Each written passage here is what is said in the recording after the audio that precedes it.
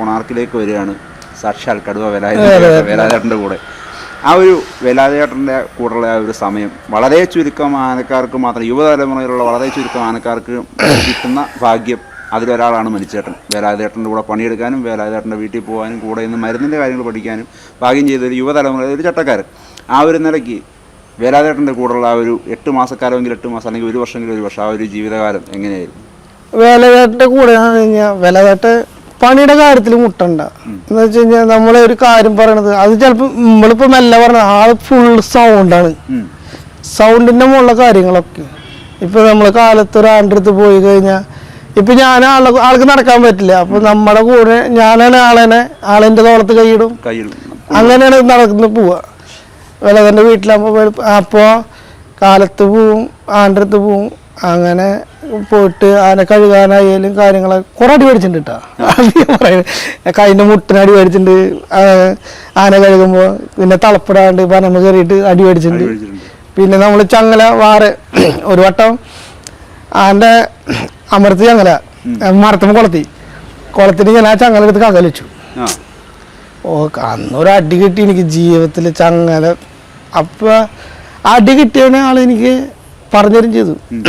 എന്താ വെച്ച് കഴിഞ്ഞാൽ നമ്മളിപ്പോൾ ആ ചങ്ങല നമ്മൾ കാക്കാൽ വെച്ചു, നമ്മളാന വെട്ടിത്തിരിഞ്ഞു. ഇപ്പൊ ആ വെട്ടിത്തിരിഞ്ഞാൽ നമ്മൾ മൂക്കുത്തിട്ട് ആണ്ട അമർത്ത വീഴുക, ആനയിൽ നമ്മളെ ചവിട്ടി കൂട്ടും. അപ്പൊ പിന്നെ കേടാർക്ക് നമുക്കല്ലേ, അടി കിട്ടിയാലും നമുക്കൊരു കാര്യം നമുക്കൊരു ഓർമ്മ വന്ന്.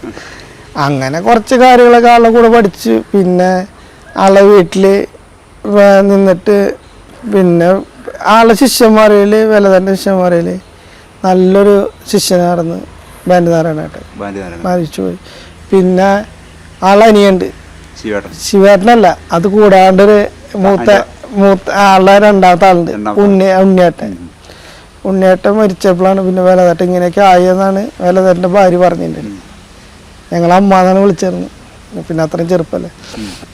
ബോംബെ ആനക്കുട്ടി കൊല്ലാണ്, ആളുടെ വീടിൻ്റെ വാതിക്കലിട്ടിട്ട് തന്നെയാണ് ആന ചെയ്യണമെന്ന് പറഞ്ഞു. അതിൻ്റെ ശേഷമാണ് വേലാതേട്ടൻ ഇങ്ങനെ കള്ളൂടിയും കാര്യങ്ങളൊക്കെ ആയിട്ട് കുറേശ്ശെ കൂടിയത്. അതുവരെ കുടിച്ചേർന്നില്ല എന്നാണ്. പിന്നെ മരുന്നിൻ്റെ കാര്യം എന്ന് വെച്ചാൽ മരുന്നൊക്കെ നമ്മൾ ടഫാണ്. മരുന്നിൻ്റെ കാര്യങ്ങളൊക്കെ പറഞ്ഞു കഴിഞ്ഞാൽ ഇന്ന് ജീവിതത്തിൽ ചെയ്യാത്ത മരുന്നുകളൊക്കെ ആൾ ചെയ്യും.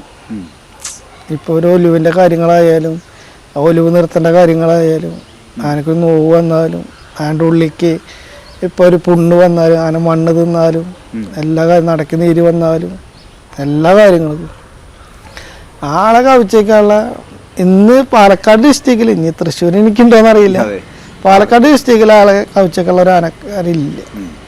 ആളിനി മണ്ണ് പറഞ്ഞു പോയി. അത്രയും കാര്യങ്ങളായിരുന്നു ആളെ പറ്റി പറയുമ്പോൾ.